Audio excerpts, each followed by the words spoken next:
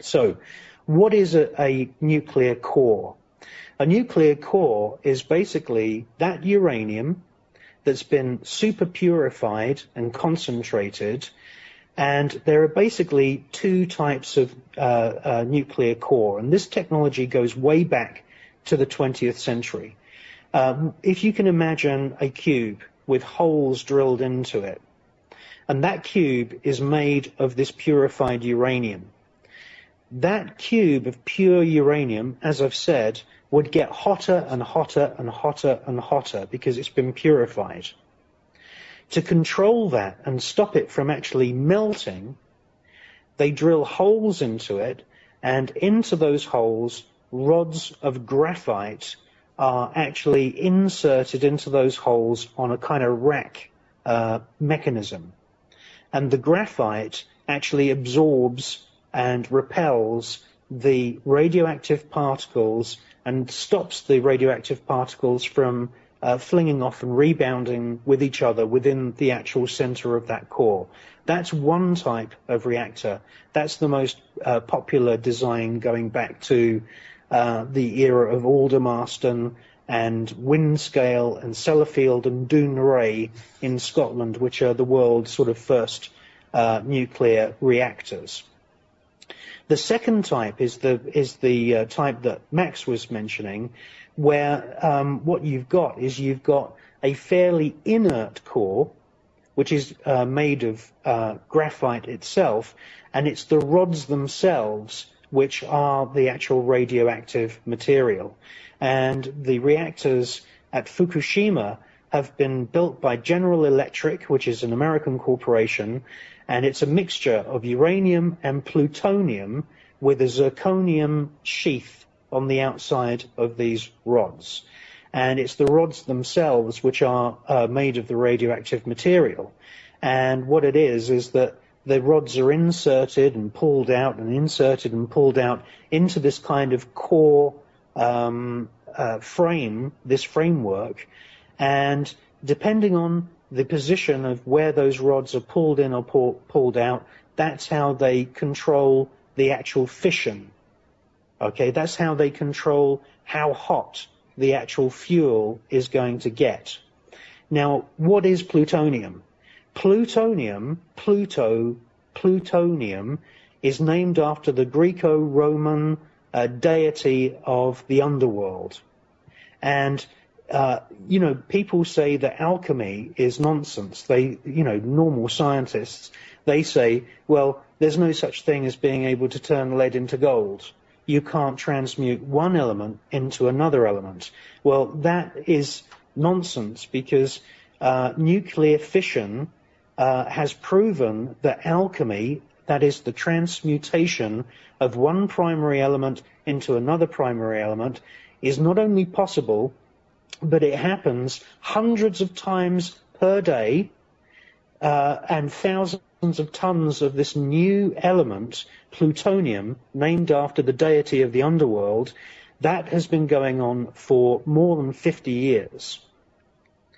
Now, plutonium is a wholly man-made element, and it's made from this process of purifying and purifying and purifying uranium. It's highly toxic. Plutonium is the most toxic subject on the planet. For example, 9 pounds in weight of plutonium in the form of dust, if that was distributed into the Earth's atmosphere, that would poison every living creature on planet Earth. That's how poisonous plutonium is. And these rods, which are at Fukushima and at hundreds of other nuclear facilities, for example, there's around 400 nuclear facilities just in the United States of America alone.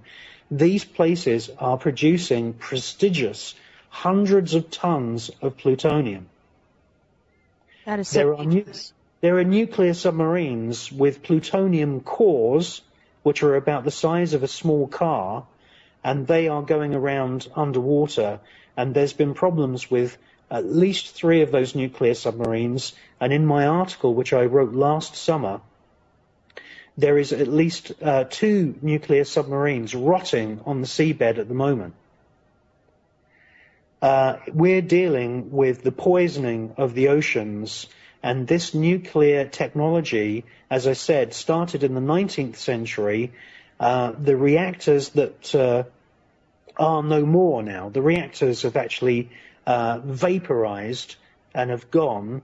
Those reactors at Fukushima were designed and installed by General Electric, which is an American corporation, and they are 40 years old. And this is the most important thing I should say about this nuclear reactor technology, is that once you've started the fission process, once you've built that core, once you've put that core in place, that site stays radioactive for 25,000 years or more. And radiation is rather like magnetism. If for example, I got a piece of uranium or plutonium, and say I put it on my desk, and I went on holiday for 2 weeks, when I would come back, in that 2-week period, my desk would be radioactive, the carpet would be radioactive, the walls would be radioactive, everything would be contaminated. It's rather like if you get a paperclip and you put a paperclip on top of a magnet. After 2 or 3 days, the paperclip becomes magnetized. Well, certain materials react to radiation like that. And contamination for the human organism, for children, for mammals, for animals, is very, very serious, because those atomic particles travel through the soft tissues and they create problems with the genome.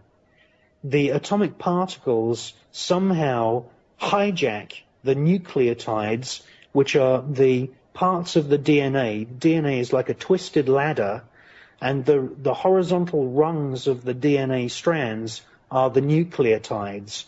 And the DNA process, the genome itself, the nucleotides that zip and unzip the sequencing of the DNA inside the human cells, are hijacked and manipulated by these atomic particles.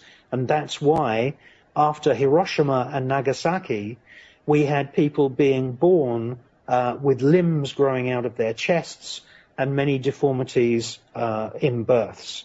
This is very, very, very serious indeed. Don't let the media kid you that we're dealing with a situation here where the radiation is at a safe level. It is not.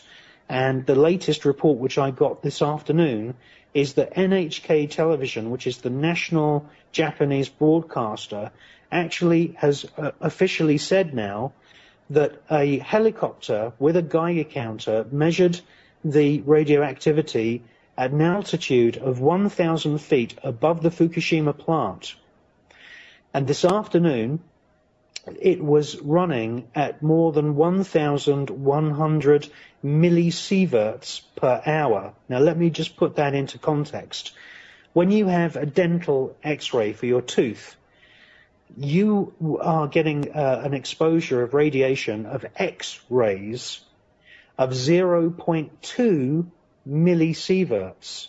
0.2. At the most, it goes up to 0.6 for an X-ray. For a CT scan, you get about 10 to 15 millisieverts if you're getting an abdominal CT. That's right. Well, CTs are very, very powerful. Now, NHK have admitted that at an altitude of 1,000 feet above Fukushima, they measured 1,150 millisieverts per hour. That is very, very serious. Now, radiation comes in all different kinds of shapes and sizes, different kinds of wavelengths. You have non-ionized radioactive wavelengths and ionized wavelengths. Non-ionized radiation is, say, for example, like a microwave oven. But then you have X-rays, which is what we see in hospitals, and notice that there's LED screens in most radiological departments. What we're dealing with at Fukushima is we're dealing with gamma rays. And gamma rays give off a very, very toxic and very, very dangerous set of radioactive waves. And I am sorry, I do not want to come across as a fearmongerer, but I am so annoyed that the BBC and the other news feeds have not been telling people about the types of radiation that we're seeing at Fukushima. And Fukushima is not, repeat, not the only nuclear facility in Japan which has had cooling problems. Now, just to come back to how these cores work, to cool these cores, nuclear reactors, nuclear power plants, use vast amounts of water, vast amounts of diesel, vast amounts of air conditioning, vast amounts of petrol, and vast amounts of coal. Nuclear-produced electricity is not economical. There is not a single watt of a single kilowatt of electricity that's ever been produced using nuclear, which is economical. The reason that they're able to exist is very, very simple, that governments around the world subsidize these facilities with an open checkbook, a bottomless pit of the people's money. Billions and billions and billions and billions and billions is pumped into this nuclear industry. And coming back to what I was saying about radiation being rather like magnetism, the reason that the costs of creating electricity is so expensive is because everything becomes radioactive in these plants. If you have this core running, then the actual vessel that's usually made out of steel and concrete and lead, that becomes radioactive. The pipes which are cooling the radioactive core with water, and some of them actually use very strange chemicals for the coolant. For example, they use liquid sodium and liquid lithium in some of these reactor cores, believe it or not. Now, if you studied chemistry at school, and if you can remember sodium, maybe you remember your chemistry teacher getting a small piece of sodium and throwing it into a vat of water. Well, sodium will react with the water. It gives off huge amounts of hydrogen and it self-ignites. And some of these reactors are using liquidized sodium, which means that if there's a crack in the pipe, the sodium will react with the moisture in the air and it will explode, and it's running right next to that core. This is what's going on. Now, the electricity does not come from the core. All of this is done, believe it or not, to boil water. This is why nuclear reactors are placed next to lakes and estuaries, and they're on the coasts. What's happening is that the core gets hot. That is used to boil water into steam. And the steam is siphoned off out of the container vessel, and it's used to, well, what happens is the steam is allowed to build up under great pressure.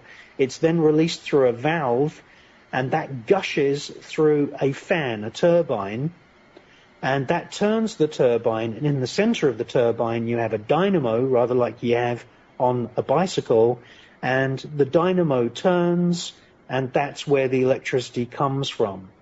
And Albert Einstein said, this is one hell of a way to boil water. It is the most dangerous system mankind could ever envisage just for the boiling of water. Well, somebody raised an interesting point in the chat, and I'd like Max to touch upon this if you can, and then I want to get your take, Chris. Why aren't they using Freon to cool the system?